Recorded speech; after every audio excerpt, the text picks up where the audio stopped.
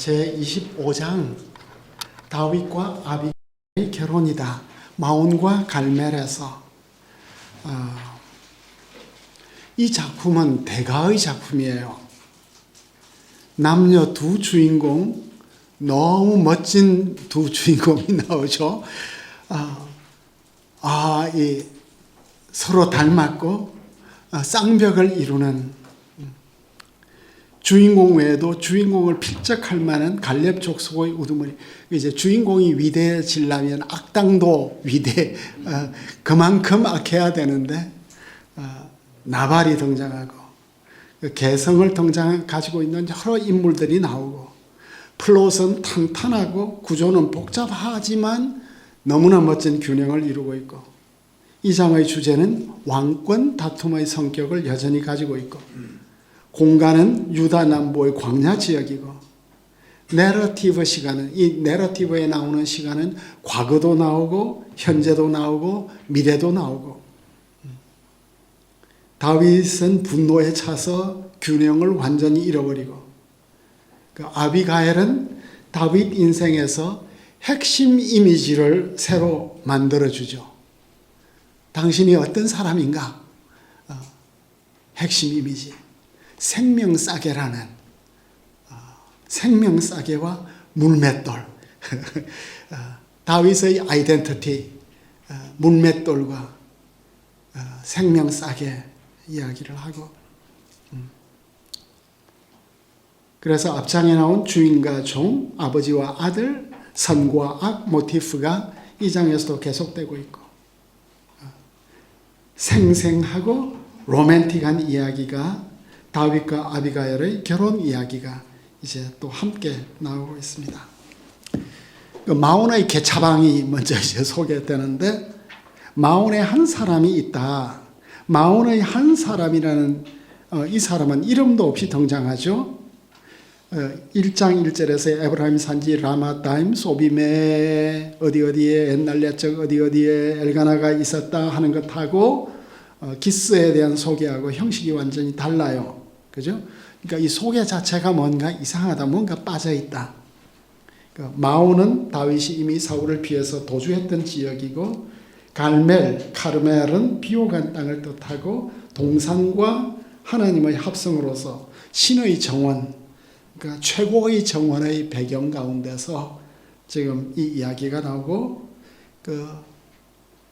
나발은 심히 부하다. 욥처럼 위대한 사람이라는 동일한 형식인데 욥과 같은 경건에 대한 설명은 없고 그냥 거물로 마온과 갈멜의 거물로 소개되고 있습니다. 때는 양털 깎는 때 3, 4월이 되었습니다. 양들이 그동안 잘 자라고 이제는 새로운 산업의 기회로 삼고 있는 이때 이제 비로소 이렇게 긴 서론을 한 이후에 그 사람의 이름이 나발인데 나발이라는 것은 뒤에서 바보다 분별력이 없다로 설명이 되죠. 그런데 원래 이 사람 이름은 나발은 아니었을 것 같아요. 히브리어 네벨은 하프이고 그리고 나벨은 병도 되고 나발 3는 존귀한 이런 뜻도 가지고 있죠. 그래서 나발은 거의 실제 이름이라기보다는 거의 성품을 가리키는 것으로 해석되는 것이 레반손의 관점이기도 하네요. 데이비드 주무라 역시 동의를 하고 있군요. 그런데 그의 아내 이름은 아비가일이에요. 아비가일은 내 아버지는 기쁨이다. 혹은 내 아버지는 기뻐하신다. 그 여자는 총명하고 용모가 아름답다. 아비가일의 용모는 다윗을 닮았습니다. 그런데 불행하게도 그의 아내 아비가일의 총명함과 대조적으로 내레이터는 나발에 대해서 완고하고 행실이 악하다. 나발의 행동은 그의 가정생활과 사회생활과 종교생활 모두 포함하는데 성격이 카쉐베라아 완고하고 이 카쉐가 앞에서 한나를 소개를 할 때는 끈질긴 마음이라고 소개를 했는데 여기서는 완고한 건 끈질긴 거죠. 변화가 안 되니까 지독하게 남 말 안 듣고 그런데 갈렙 족속이다가 칼립인데 갈렙 족속이다가 근데 갈렙 족속이 되려면은 종족 표시가 들어가야 되는데 그래서 정관사 하 칼렙이가 되어야 하는데 주옥문학과 문법책에서도 정관사가 붙어야 하는데 정관사가 붙어 있지 않기 때문에 내레이터는 나발을 놀리면서 개족속이다, 개과다, 얘는 개처럼 거칠고 완고하고 생각이 없다, 고 볼 수 있습니다. 나발드 초월이라고. 이 세상에 이런 조화가 있을까요? 이렇게 오묘한 부부의 조화, 이 둘이 정말 언제까지 같이 살 수 있을까 하는 생각을 해보죠. 그래서 이제 다윗이 나발이 양털 깎는다는 이야기를 광야에서 들었고 다윗이 선물을 구했어요. 용사들 10명을 보냈는데 갈멜로 올라가서 나발에게 문안하라, 내 이름으로 문안하라. 10명을 보낸 것은 숫자가 좀 많은 것 같아요. 상당량의 선물을 요구한 것 같아요. 나발이 이것 때문에 놀랐나? 다윗이 직접 가지 않고 메신저들을 보냈습니다. 그러니까 여기에서 나발하고 다윗은 한 번도 대면하지 않아요. 그 중간에 메신저들이 오고 가고 있는 간접적 접촉만 시도하고 있습니다. 메신저들은 다윗의 이름으로 가는데 다윗은 참 정중하죠. 다윗의 어투가 내 형제들에게 이르라, 내 형제들에게. 다윗의 메시지는 길지만 호의적이고 정중하고 예의 바르고 치밀하고 겸손하고 다윗이 나발을 부르는 호칭이 살아있는 자, 하인데 따라서 이 단어는 그 부하게 사는 자 혹은 살아있는 자, 산자, 네트에서 나의 형제로 번역을 하네요. 공동 번역과 표준세 번역에서는 이 하이라는 번역이 없습니다. 그래서 원래 독법은 레아히가 되지 않을까. 레아히. 이게 모음 연성 샌디인데 모음이 연속적으로 나오는 현상인데 그 알렙이 사라져버린 레아히가 여기서 모음 에가 사라져버려서 형제들은 동일한 신분이나 직업 동료들 사이에 쓰는 말로서 동무들로 볼 수 있겠습니다. 그래서 삼중적으로 평강을 온전한 평강을 그 관계의 평강을 상태의 평강을 물리적이고 또 사회적이고 영적인 평강을 이렇게 축복했습니다. 그리고 이제 이렇게 긴 인사를 드린 이후에 이제 나는 내게 당신이 양털 깎는 자들이 있다 들었다. 당신의 목자들이 우리와 함께 있었지만 우리가 그들을 해하지 아니했고 그래서 하나도 잃어버린 것 없고 어디에 있을 때 그들이 갈멜에 있을 때 나는 들었다로서 이제 본론이 시작이 되었습니다. 내 목자들이 우리와 함께 있었다. 이 말도 우리가 당신의 목자들과 함께 있었다는 것하고는 좀 다르죠. 뉘앙스가. 당신의 목자들이 우리가 의도적으로 함께 한 것보다 당신의 목자들이 우리와 함께 있었다. 우리가 그들에게 강요한 것이 없다. 다윗은 나발의 목자들의 관점에서 말하고 있습니다. 그리고 나발의 목자들은 한 마리도 잃지 않았다. 수천 마리 양과 소와 염소가 있었는데 한 마리도 잃지 않았다면 놀라운 일인 것 같아요. 양털기 깎기 중이니까 생각 있는 주인이면 뭔가 살해를 할 수 있지 않나. 다윗은 오랫동안 도망자로 살았고 생존을 위해서는 어떤 일이든지 해야 됐고 그래서 나발은 같은 유대인이니까 온갖 종류의 약탈자들로부터 그리고 이제 유대 광야 남부 네게브가 이제 가까우니까 아말렉과 그 온갖 이제 그 약탈자들로부터 이들을 잘 보호해 주었어요. 나발의 재산에는 손을 안 댔어요. 보호했고 야생짐승에게서도 보호했고 계약은 없었지만 뭔가 선의를 베풀 수 있는 관계는 형성이 된 것 같아요. 그래서 지금 우리가 좋은 날 왔다. 좋은 날, 욤토브죠. 좋은 날. 특별한 잔치가 있는 날, 양털 깎는 날은 종교적인 축제의 날이기도 했어요. 나발은 진짜 이 축제를 즐기기 위해서 많은 음식을 준비했을 것 같아요. 이제 또 성경을 좀 깎아내려야 이제 내 해석이 유명해지니까 몇몇 학자들은 다윗을 부정적으로 이제 보죠. 다윗이 거의 보호를 미끼로 지금 갈취하고 있냐. 갈취하고 있는 게 아니냐. 여기서 다윗은 그의 부하들이 다른 도적들이나 침입자들로부터 나발의 목자를 보호했다고 언급하지 않고 있다. 그들 대신에 다윗의 부하들은 목자들을 다치게 하거나 무력으로 양떼를 빼앗는 것을 금했다고 말한다. 직접 보호해 준 것보다 안 빼앗았다고 말한다는 거죠. 그러니까 지금 다윗이 나발에게 겁주고 있다는 거예요. 지금 다윗이 소위 말해서 지대를 요구하고 있다. 프로텍션 마니를 요구하고 있다. 아미트가 다윗을 지하세계의 인물로 보는 학자들의 해석을 지대 뜯는 자로 평가하고 있습니다. 그러니까 그 땅 지키면서 이제 돈 내놔라는 마피아적인 이런 말을. 근데 다윗의 인물상에 대한 이런 평가는, 학자들의 평가는 나발의 종들의 평가가 아니거든요. 그리고 다윗 자신도 나중에 말하는데 이것과 상충이 되어요.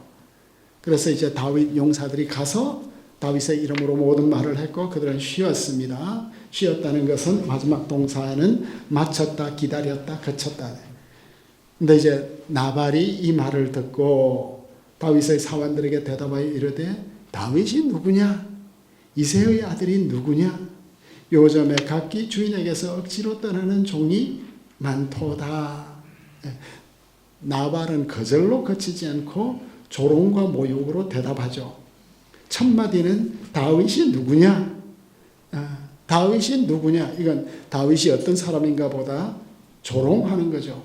어째서 다윗을 모르겠어요, 나발이. 다윗이 사울의 사위인 것을 나중에 알아요. 그걸 모르는 사람은 없어요. 이새의 아들이 누구냐? 다윗이 이새의 아들이라는 걸 알거든요. 다윗의 출신에 대한 게 아니에요. 다윗의 정체성에 대해서 공격하고 있는데 나발의 말에는 독이 묻어 있죠. 호의를 거절하는 정도가 아니라 한마디로 다윗 자신을 부정하고 있습니다. 다윗의 제안을 부정하고 있는 거죠. 다윗이 그에게 나의 이름으로 평화를 구하라는 표현은 나와 함께 언약을 맺자는 관용구이기도 해요. 그러니까 더 깊게 말하면 나발은 다윗과의 언약 관계를 부정하는, 거부하는. 근데 나발의 마지막 말이 충격적이죠. 요즘에 각기 주인에게서 억지로 떠나는 종이 많다. 이게 이제 사울과 다윗의 관계를 안다는 말이죠. 다윗이 누구냐? 그의 주인인 사울에게서 억지로 도망친 종놈이 아니냐? 여기에 있는 나발의 말들 중에서 가장 충격적인 단어가 되겠습니다. 그래서 내가 어찌 내 떡과 내 물과 내 양털 깎는 자들을 위해서 잡은 내 고기를 가져다가 어디서 왔는지도 알지 못하는 자에게 주겠냐? 그날 양고기 많이 구웠거든요. 많이 구웠는데 다윗은 아무것도 없이 구걸하는 비존재이다. 그래서 이제 다윗이 이 말을 듣고 완전히 머리가 돌았죠. 칼을 뽑았어요, 드디어. 각기 칼을 차라. 다윗도 칼을 차고 400명 가량이 데리고 올라가는데 200명은 소유물 곁에 있었어요. 그 다윗이 여기에서 즉각적으로 명령을 하는데 격렬한 반응이 칼을 차다가 3번 반복되죠. 너희는 각기 칼을 차라. 각기 칼을 찼다. 다윗도 칼을 찼다. 다윗이 왜 칼을 차야 하는지 설명이 없어요. 감정에 대한 표현도 없어요. 그렇지만 단단히 화가 난 것 같아요. 다윗도 약점이 있어요. 뭐죠? 조롱과 모욕에 민감해. 지적질에 대해서 민감해. 지적해주면 누가 지적하든지 견디지를 못해. 근본 없는 놈이 나발인데 드디어 칼을 쓰기로 했습니다. 자신의 존재가 부정되었기 때문에. 이제 잠재된 분노가 폭발하죠. 우리의 분노가 왜 무섭죠? 우리가 화를 내면, 목사님이 화를 내면 무섭죠? 왜요? 목사님들 속에 그동안 잠재된 분노가 얼마나 많이 쌓여 있겠어. 그렇게 오랫동안 참고 살았는데 한번 폭발하면 정신을 잃을 것 같아. 나도 어느 날, 나도 살인할 수 있겠다는 그런 생각을 해본 적이 있어요. 분노가 통제 안 되면 너무나 참 양 같은 사람도 분노하면 무섭죠. 왜요? 우리 가슴 속에는 분노의 용수철이 이렇게 잘 감겨 있어가지고 1을 내리면 3이 올라오고, 그죠? 2가 하면 9가 올라오고, 3개 하면 그냥 터져버리는. 그러니까 그 사건 자체보다는 그동안 쌓여있던 이 분노가 그때 이제 폭발해버리니까 분노가 참 무서운 거죠. 그러니까 앞장에서 다윗은 사울에게 너무 잘 말했어요. 누구를 쫓습니까? 죽은 개, 벼룩처럼 자신을 낮추었는데, 이제는 다윗이 칼이 영원히 삼킬 것이라는 정책으로 지금 전환을 하고 있습니다. 그런데 하인들 가운데 하나가 나발의 아내 아비가일에게 말하여 이르되, 이제 그 사건을 말해주는 거예요. 갑자기 다윗이 법적인 결심을 했거든요. 그런데 내러티브가 아비가일 편으로 바로 넘어가고 다윗 공간에서 아비가일 공간으로 넘어가 버리고, 지금 다윗은 400명을 데리고 나발의 집을 향해서 달려오고 있는데 마치 노업의 살육이 다시 한번 이스라엘 땅에서 일어날 것 같은 긴박한 순간이 되었어요. 그것도 다윗이, 그렇게 오랫동안 참고 있던 다윗이, 그 동시에 종들 중에 한 명이 아비가일에게 말하네요. 영화로 말하자면 서로 다른 공간의 두 공간, 이 장면이 지금 동시에 다윗이 막 칼차고 달려오고 있고, 이제 그 순간에 한 종이 나발 아내에게 이제 말해주는. 그러니까 이 사람은 아무런 지위도 없고 책임도 없고 신분도 없는데, 이 사람에게도 은사가 있었던 것 같아. 판단하는 은사, 분별하는 은사. 나발과 그 다윗 부하 사이에 있는 대화를 우연히 듣고 나발의 태도가 예사롭지 않은 걸 알게 되고, 그래서 나발의 아내 아비가일에게 상황을 보고했습니다. 그래서 그 사람들이 우리를 매우 선대했는데, 그래서 우리가 다친 것이 없고 이런 것이 하나도 없었다. 그러니까 이것은 이제 다윗의 부하들과 다윗과 그의 부하들이 어떻게 했는지를 상대방의 입장에서 이제 보고를 해주죠. 다친 것도 없고 이런 것도 하나도 없다. 그래서 새로운 이미지로 다윗의 사역을 설명을 할 때 우리에게 밤낮 담이 되었다. 우리가 양을 지키는 동안 모든 것들을 지켜주었다. 담이 되었다.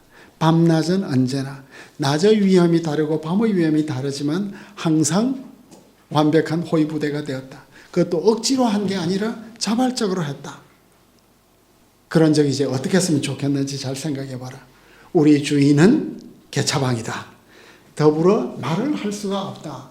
그러니까 주인에게 말하는 것은 쓸모가 없다.